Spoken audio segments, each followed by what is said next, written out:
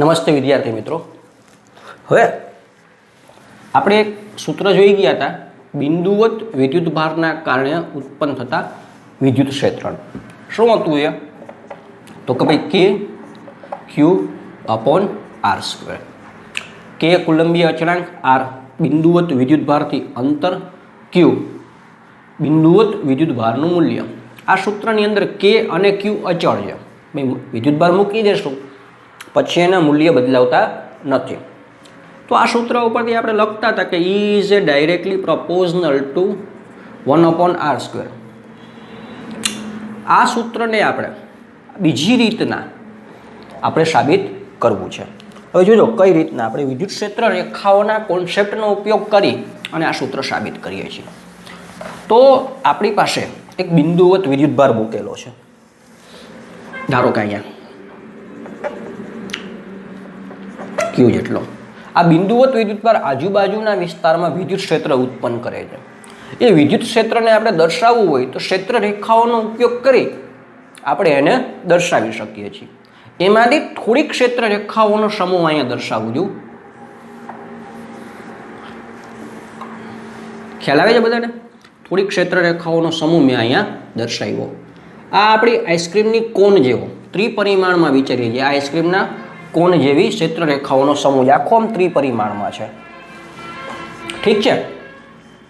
આ આઈસ્ક્રીમનો કોન જેવો જે સમૂહ છે એ અહીંયા જે ખૂણો બનાવે છે એ ડેલ્ટા ઓમેગા છે. હવે જોજો આ ખૂણો આને કહેવાય ઘનકોણ. શું કહેશું એને? ઘનકોણ. ત્રિપરિમાણમાં છે. દ્વિપરિમાણમાં બનતું હોય ને ખાલી બે જ પરિમાણ હોય તો એને સમતલ કોણ કહેવાય. ખૂણો બરાબર ચાપના છેદમાં ત્રિજ્યા, ચાપની લંબાઈના છેદમાં ત્રિજ્યા, એવું સૂત્ર લખતા હતા ને અહીંયા. પણ આ તો ત્રિપરિમાણનું જે 2 ડાયમેન્શનમાં હોય ત્યારે આ કેવું છે? ત્રિપરિમાણમાં છે. આઈસ્ક્રીમનો કોન છે એને અહીંયા ટોચનો જે અણીવાળો ભાગ છે જે ખૂણો બનાવતો હશે એ ખૂણો એ ઘનકોણ, અને ઘનકોણને આપણે કેના વડે બતાવીએ છીએ? ઓમેગા વડે. અહીંયા ધારો કે એ ડેલ્ટા ઓમેગા જેટલો ઘનકોણ બનાવે છે. આ સમજવા માટે આઈસ્ક્રીમનો જો કોન છે ને એને મગજમાં રાખજો. થોડીક ક્ષેત્ર રેખા હું બતાવી દઉં. અહીંયા હું થોડીક જ બતાવીશ જેના કારણે આકૃતિ છે એ કોમ્પ્લિકેટેડ ના થાય. આવી રીતના ક્ષેત્ર રેખાઓ આપણી પાસે બહાર નીકળી રહી છે.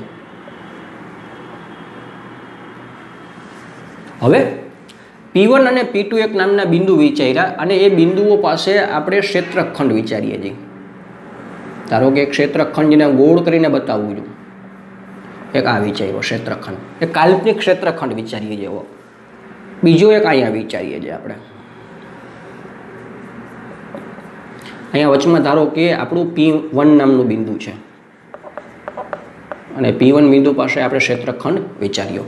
એ રીતના અહીંયા આપણી પાસે ધારો કે P2 નામનું બિંદુ છે. કયું બિંદુ છે? P2 નામનું. ત્યાં આપણે વિચાર્યું. આ જે ક્ષેત્રખંડ છે એ આપણા વિદ્યુતભારથી કેટલા અંતરે આવેલા છે? તો કે ભાઈ ધારો કે આ અંતર જે R1 છે. બીજાનું અંતર કેટલું છે? તો કે ભાઈ બીજાનું અંતર છે ધારો કે R2 છે. ઠીક છે.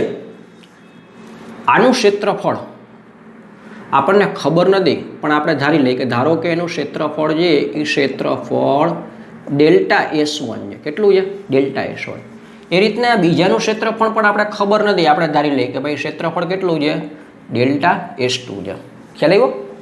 હવે ઘનકોણની વ્યાખ્યા શું છે? તો કે ભાઈ ઘનકોણની વ્યાખ્યા આવી આપી શકાય: ક્ષેત્રફળ ના છેદમાં ત્રિજ્યાનો વર્ગ. ધોરણ 11 ઘનકોણની વ્યાખ્યા આપણે અહીં લખી રાખું છું. હવે પેલું ક્ષેત્રફળ ગોતીએ છીએ તો કે ડેલ્ટા S1 આ ગોતવું છે. પેલું ક્ષેત્રફળનું મૂલ્ય ફાઇન્ડ કરવું છે. ઘનકોણની વ્યાખ્યાનો ઉપયોગ કરીએ. ભાઈ ઘનકોણ કેટલો છે અહીંયા બને છે? Delta omega. ક્ષેત્રફળ કેટલું છે પેલા માટેનું? તો કે ડેલ્ટા S1 આપણે ધારી લીધું. કેટલા અંતરે આવેલું? ત્રિજ્યા કેટલી છે? ત્રિજ્યા એટલે કેન્દ્રથી એનું અંતર. ત્રિજ્યા એટલે શું? કેન્દ્રથી એનું અંતર. કેટલું અંતર દેખાય તમને લોકોને? તો તમને લોકોને દેખાતું હશે R1. એટલે નીચે લખી નાખ્યું ત્રિજ્યાનો વર્ગ એટલે R1 નો વર્ગ. ડેલ્ટા S1 ને સૂત્રનો કરતા બનાવીએ તો આપણે ક્ષેત્રફળનું મૂલ્ય મળ્યું ડેલ્ટા ઓમેગા ઇન્ટુ R1નો વર્ગ. આ બની ગયું આપણું સમીકરણ 1. એ રીતના આપણે ડેલ્ટા S2 ગોતીએ. તો ભાઈ ડેલ્ટા S2 ફાઇન્ડ કરવા જઈએ આપણે તો કઈ રીતના ગોતશું?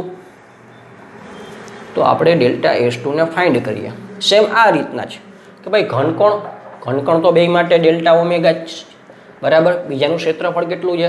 ડેલ્ટા S2 ના છેદમાં ત્રિજ્યા એટલે એનું અંતર કેટલું છે? R2 દેખાય જ બધાને અહીંયા. તો R2નો વર્ગ. આને સિમ્પ્લિફાય કરીએ એટલે જવાબ બનશે આપણો ડેલ્ટા ઓમેગા ઇન્ટુ R2નો વર્ગ સામેની બાજુ ડેલ્ટા S2. તો આ બીજા ક્ષેત્રખંડનું ક્ષેત્રફળ આપણને મળી ગયું. હવે એ તો સ્પષ્ટ તમને દેખાય જ છે કે જેટલી સંખ્યાની ક્ષેત્રરેખાઓ સંખ્યા આપણને ખબર નથી પણ સ્પષ્ટતાથી કહી શકીએ કે જેટલી ક્ષેત્રરેખાઓ પેલા ડેલ્ટા S1 જેટલા ક્ષેત્રફળમાંથી પસાર થતી હશે તેટલી જ ક્ષેત્રરેખાઓ કેમાંથી પસાર થાય? Nમાંથી. કેમ કે ક્ષેત્રરેખાઓ વચમાં ક્યાંય કપાતી ન હોય. તો ધારો કે અહીંયાથી N જેટલી પસાર થઈ રહી છે એ ડેલ્ટા S1 આ પેલું જે ક્ષેત્રફળ છે એમાંથી ધારો કે N જેટલી પસાર થઈ છે તો બીજામાંથી પણ કેટલી પસાર થશે? N જેટલી.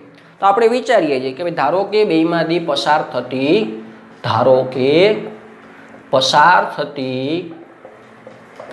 ક્ષેત્રરેખાઓની સંખ્યા કેટલી છે?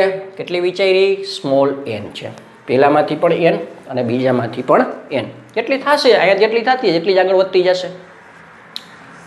ઓકે, હવે આપણે ગોતવું છે કે ભાઈ P1 પાસે આ શબ્દ બરાબર સમજો. P1 પાસે એકમ ક્ષેત્રફળમાંથી પસાર થતી ક્ષેત્ર રેખાઓની સંખ્યા. શું ગોતવું છે? P1 પાસે એકમ ક્ષેત્રફળ આપણે વિચારીએ.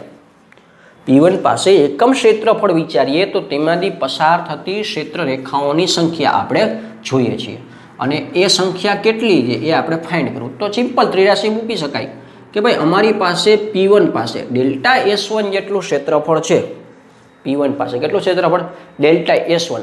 તો પસાર થતી ક્ષેત્રરેખાઓની સંખ્યા કેટલી હતી? આપણે વિચારી દીધું કે ભાઈ આટલું ક્ષેત્રફળ હોય તો પસાર થતી ક્ષેત્રરેખાઓની સંખ્યા n ક્ષેત્રરેખાઓ છે. પસાર થાય તો એકમ ક્ષેત્રફળ હોય તો કેટલી? ખ્યાલ આવે છે? આપણે શું કર્યું? ત્રિરાશી મૂકી કે ડેલ્ટા S1 જેટલું ક્ષેત્રફળ છે અહીંયા તો પસાર થતી ક્ષેત્રરેખાઓની સંખ્યા n છે. તો કે ભાઈ અહીંયા એકમ ક્ષેત્રફળ હોય તો પસાર થતી ક્ષેત્રરેખાઓની સંખ્યા કેટલી? અને આપણે કહી શકશું કે ભાઈ એનો જવાબ આવે છે n/ડેલ્ટા S1. ખ્યાલ આવ્યો? હવે આમાં ડેલ્ટા S1 ની કિંમત મૂકવાનું કહે તો શું મૂકી શકશું? આ સમીકરણ 1 દેખાય જ બધાને? સમીકરણ 1 એ મૂકી દીધું ત્યાં. ડેલ્ટા ઓમેગા R1નો સ્ક્વેર. તો આ જે સમીકરણ આવ્યું એ શું આપે છે? તો કે P1 પાસે એકમ ક્ષેત્રફળમાંથી પસાર થતી ક્ષેત્ર રેખાઓની સંખ્યા આપે છે. આ જ રીતના P2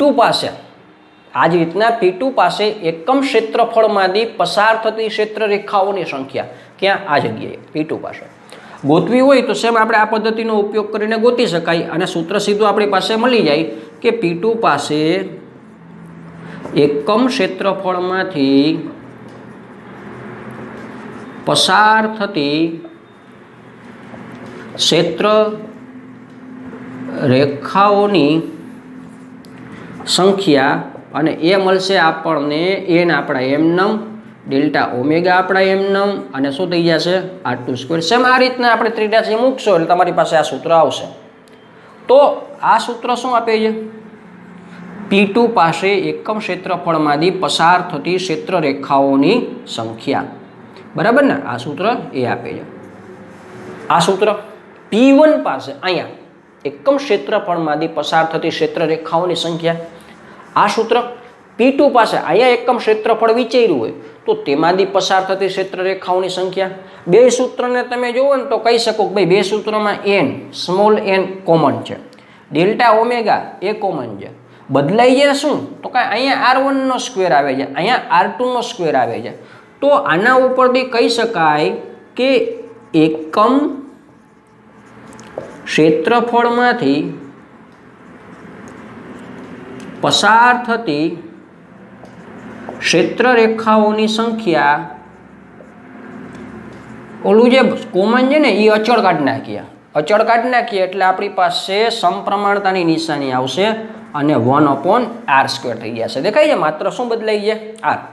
અહીંયા R1 હતું, પછી R વધી ગયું અને R નીચે આવે છે એટલે તમે કહી શકશો કે R નું મૂલ્ય જેમ વધે છે એમ એકમ ક્ષેત્રફળમાંથી પસાર થતી ક્ષેત્રરેખાઓની સંખ્યા ઘટે છે.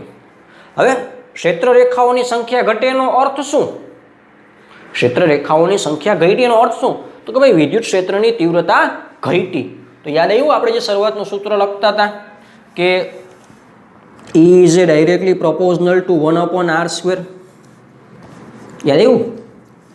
R નું મૂલ્ય વધ્યું તો E નું મૂલ્ય ઘટ્યું. સેમ અહીંયા R નું મૂલ્ય વધ્યું, જેમ જેમ તમે દૂર જતા ગયા એમ ક્ષેત્રરેખાઓની સંખ્યા ઘટતી ગઈ. ને ક્ષેત્રરેખાઓની સંખ્યા એટલે વિદ્યુત ક્ષેત્રની તીવ્રતા ઘટતી જાય છે. તો એ વસ્તુ આપણે સાબિત કરી નાખી. આશા રાખું બધાને સમજાઈ ગઈ હશે વાત. કોઈને કાંઈ પ્રોબ્લેમ હોય તો કોમેન્ટમાં મને પૂછી શકો છો.